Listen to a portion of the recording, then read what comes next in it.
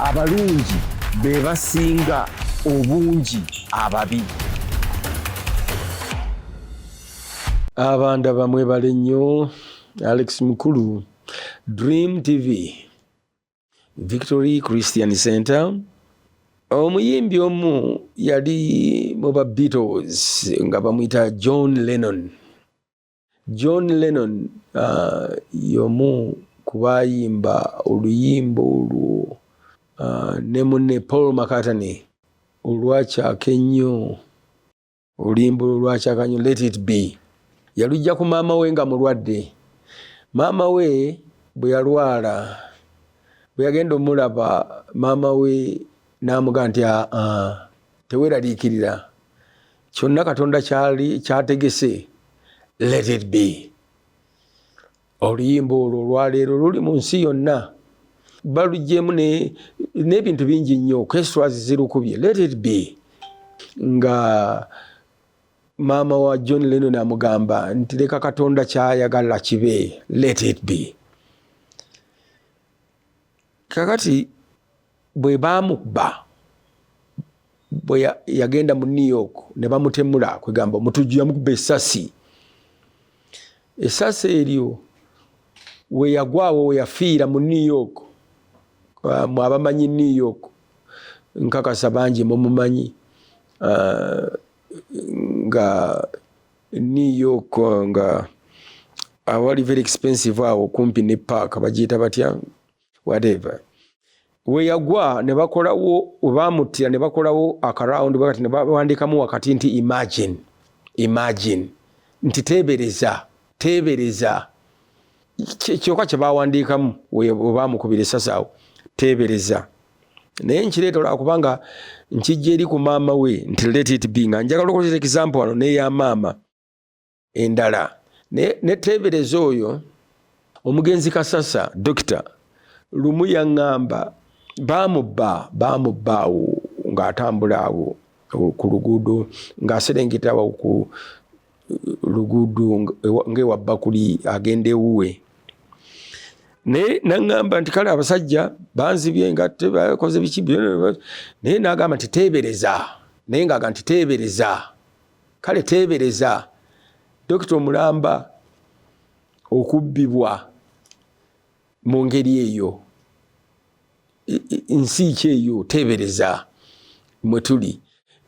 John Lennon okumutta baga teebereza, imagine omuntu ng'oyo okufa, aleetedde ensi yonna essanyu mu luyimba olumu, lwayita mu Katonda, mu maama we eyakkiriza nti Katonda oba kiba kibe tofaayo, Let It Be. Byonna teebereza. Olwaleero njagala okulaga nti bino ebintu imagine. Bwe nagenda mu New York ne ntuuka awo ne nsiriikiriramu katono nga neewuunya lwaki baawandikawo imagine kyokka. Bwe nakomawo ne ntandika okuwandiika ekintu imagine. Kati nga nze n'ebyenkozesa bya wano waffe, kwegamba ekyewuunye imagine kiringa ekika nti bana teebereza ekintu ekyo kibaawo kitya era lwaki kyaliwo, teebereza. Kati netandika okuwandiika ebyaffe wano byenteekako nti teebereza, kale teebereza ekyo lwaki kibanga kisoboka okubeerawo, teebereza imagine.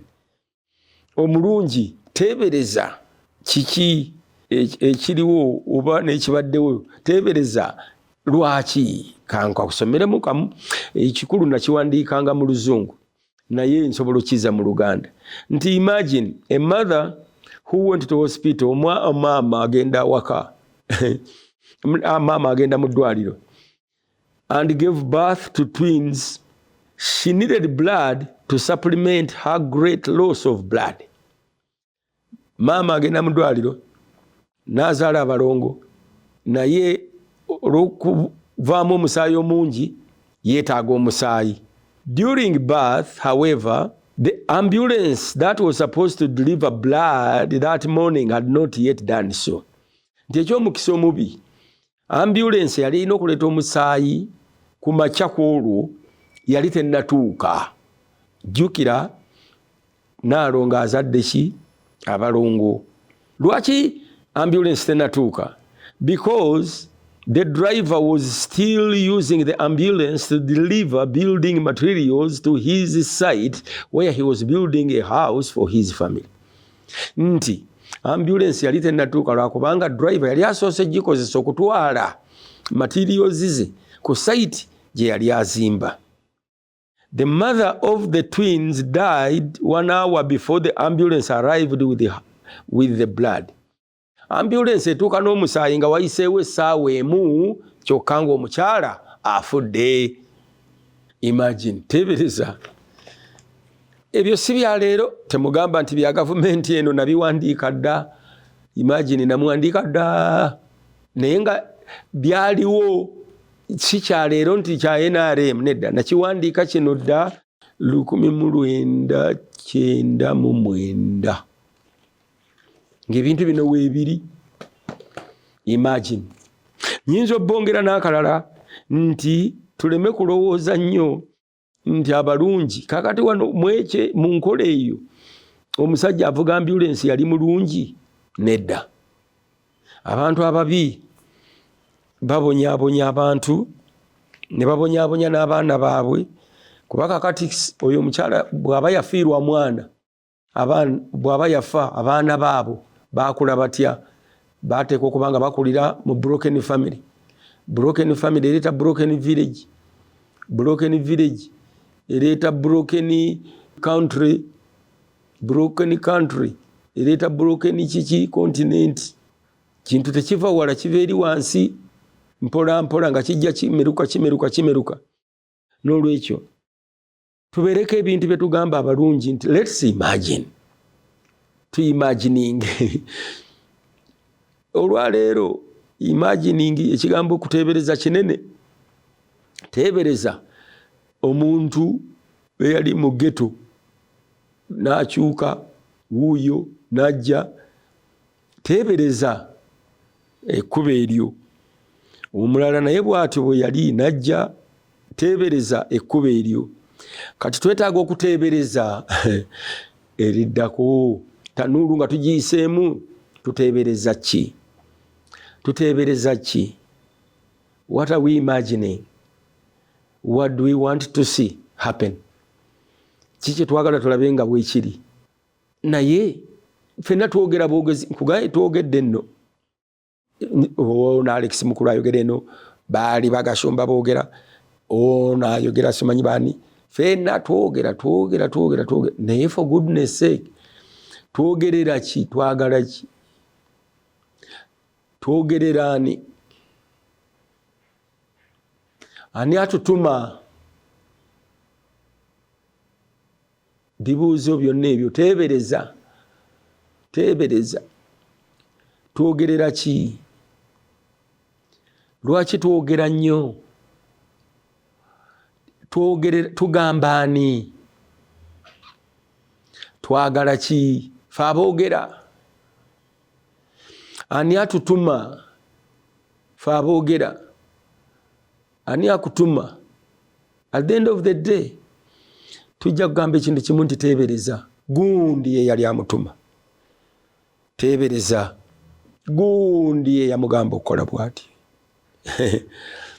Teebereza. Alex baamuwa siringi miliyoni 5 okwogera.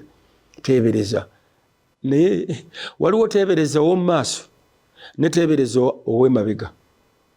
Teebereza ow'emabega nga omaze okutegeera nti Alex baamuwa miliyoni 5 waakunyolwa. Teebereza ow'omu maaso ng'omaze okutegeera nti Alex ne banaamuwa miliyoni 5 tajja kukyama, wasanyu. John Lennon bw'atyo n'afa. Yali memba mu ba Beatles band yasinga okwatiikirira mu nsi yonna mu myaka eg'60. The Beatles. Sijja kubalwisaayo nti imagine byadda a technician ono mukozi w'ebintu bino ebyamasanyalaze repairing electric irons gundi whatever nga akola pass zino ez'amasanyalaze. He was demanding from his customer money for repairing. Yamala okukola pass n'asaba customer sente z'okukola pass. Kakati customer asked a kind of guarantee as to how long the iron will work. N'amubuuza nti why ogikoze naye olowooza neekola okumala ebbanga oba bbanga ki? Ko the technician said that it will work until it will stop working. Yamugamba nti ejja kukola okutuusa lweneerekera awo okukola ye garanti. Kale otutte paasi yeewo omuntu okugikola agikoze n'omubuuza naye olowooza ssebo neerwawo eneekola bbanga nagamba egenda kukola okutuuka lweneerekera awo okukola. Kaakati bw'agitwala eka neekolera ddakiika emu, bw'agitwala eka neekolera essaawa emu oba bbiri. Kati yali amugambye ki? Tewali. Kyempita okwogera ebintu ebitalina makulu oba byotasobola kutegeera bulungi, nga omuntu agambye ekintu naye nga tosobola kitegeera bulungi noga nti aŋŋambye eki, aŋŋambye atya. Enjogera eyo nayo tugiteebereze nti ddala abantu ffe bwe tuba tukola mu firimu batusaba olunyiriri olumu paragulaafu emu n'eddakiika 9 ddala kye boogera kye banaayogera kye bateebereza ekyo kye tubaagala naffe tuteebereze basobola okukissa mu buwangu mu bufundo obusingayo ne bagamba nti kino kye twagala mu layini egi n'okituwa ne tukikwata mangu ffe abanafu eno wansi ne twanguwa okumanya nti gundi ayagala ki ABCDE basi. Naye notaleeta lukoddomo linga luno teri muntu alina ajja kuba na budde bwa bino. Twayogedde dda ku instantaneous culture. Toleeta bino kuba tewali muntu alina budde bwa byenimo. Era bino ebitabo bye mulaba wano nange nnoonya amagezi bwe nfunamu kye nnaasigaza nga nkisigaza, bwe nfunamu kye saagala kubanga omulembe gw'ebitabo nagwo gutikyatutabuddemu katono katono. Tuimagininge nti abantu abalungi mujja kuba balungi ne mu kulonda obutagulirirwa. Omwaka 2025 gugenda kuba gwa nze nguyise tanuulu 2025.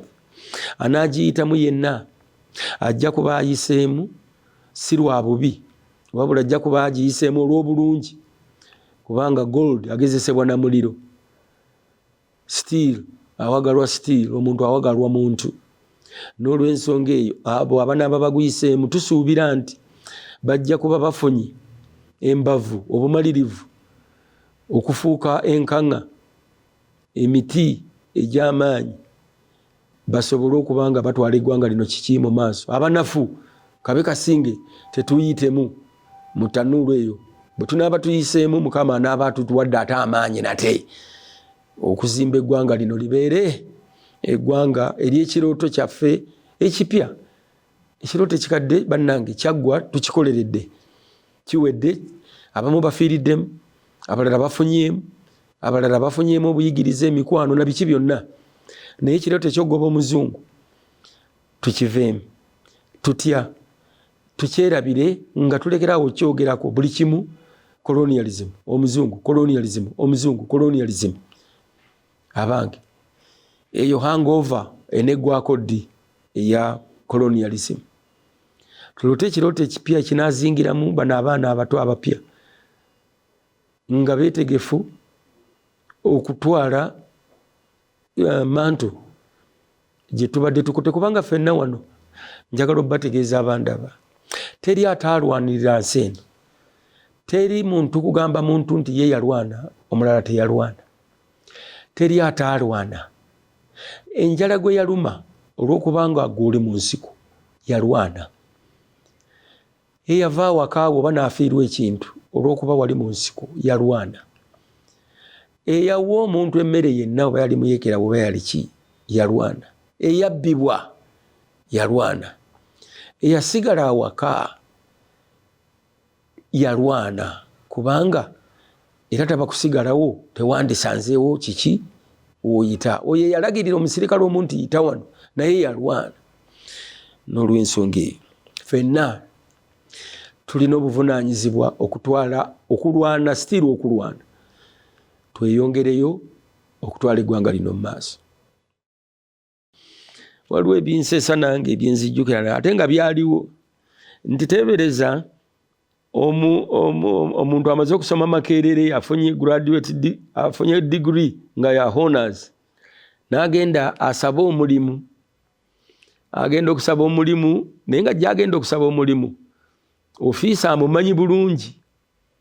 Ofiisa oyo nga mu kulya enguzi kitalo ne mu kukyankalanya ssente za public nga kitalo, ono amumanyi graduate agenza omusaba omulimu.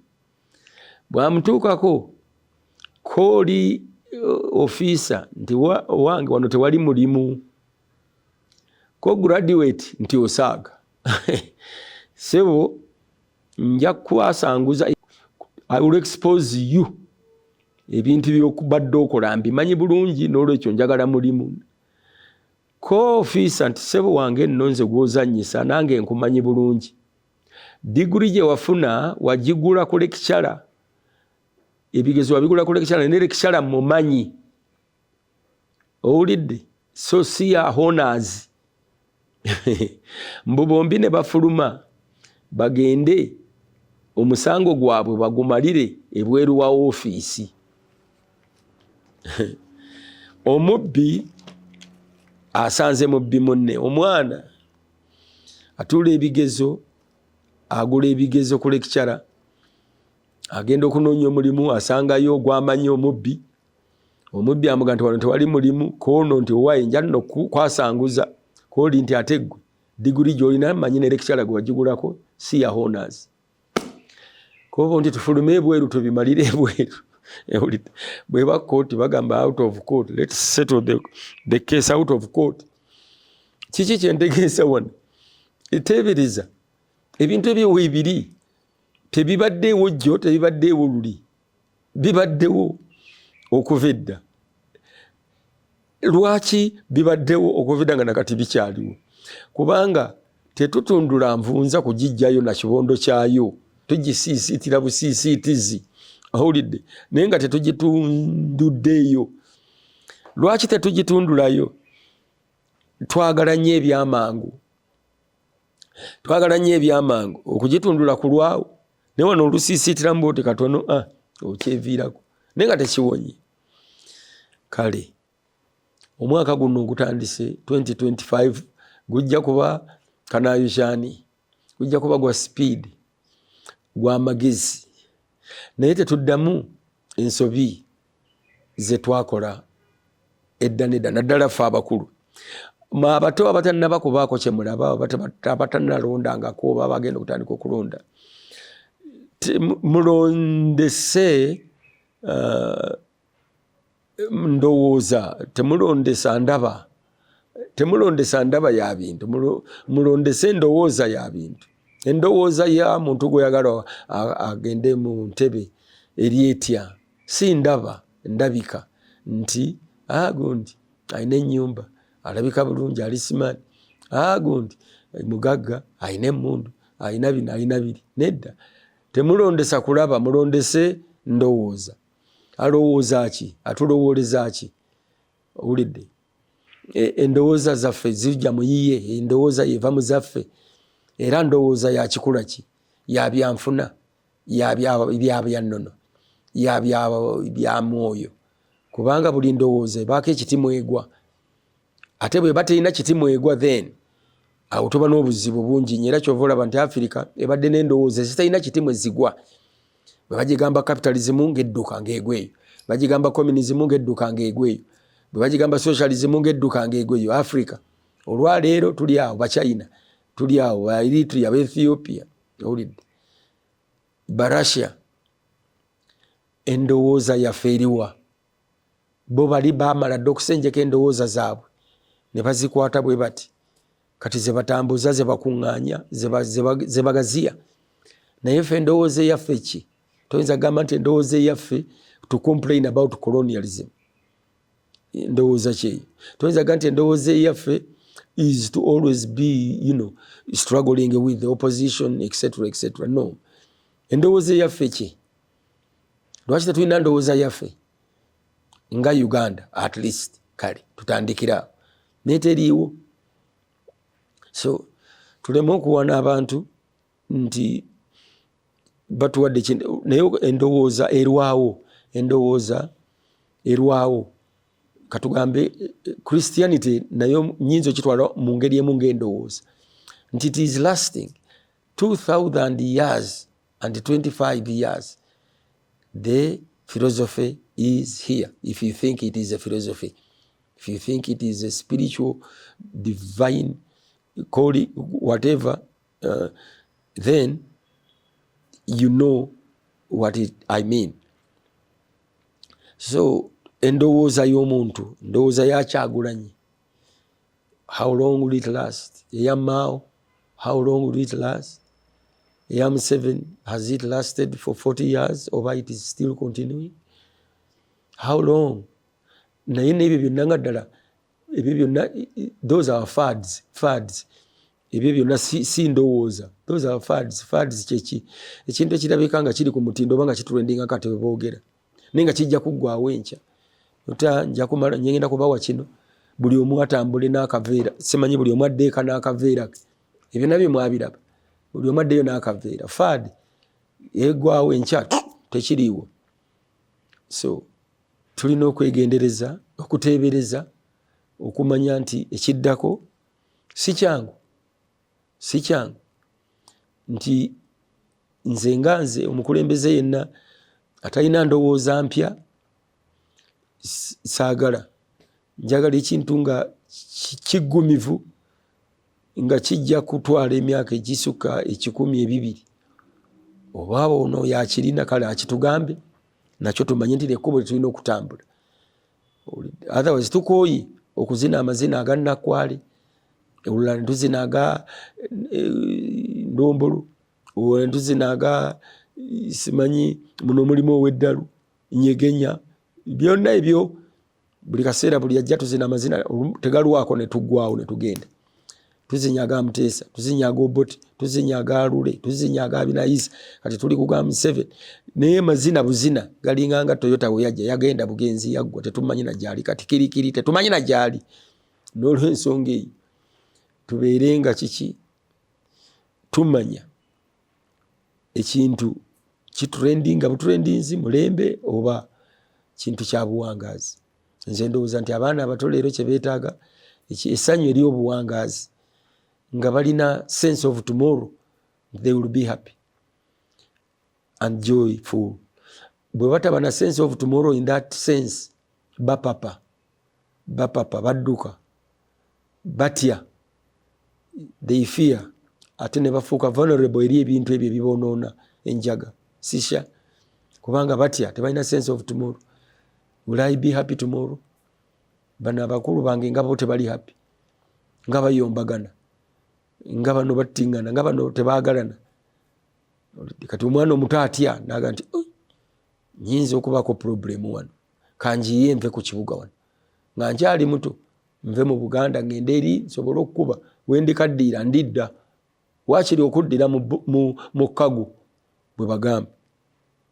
So kutya, lack of the sense of tomorrow ereetera omuntu okugamba nti abange kankole kino oba kiri ekijja kijje. Naye nga ekigambo John Lennon kye yatulekera, let it be. Let us allow that which God wants us to be, the purpose of God for us as a nation, to other nations, and for the entire world. Let us stand in there and say, nti, let it be. Mukama waffe yebazibwe nnyo.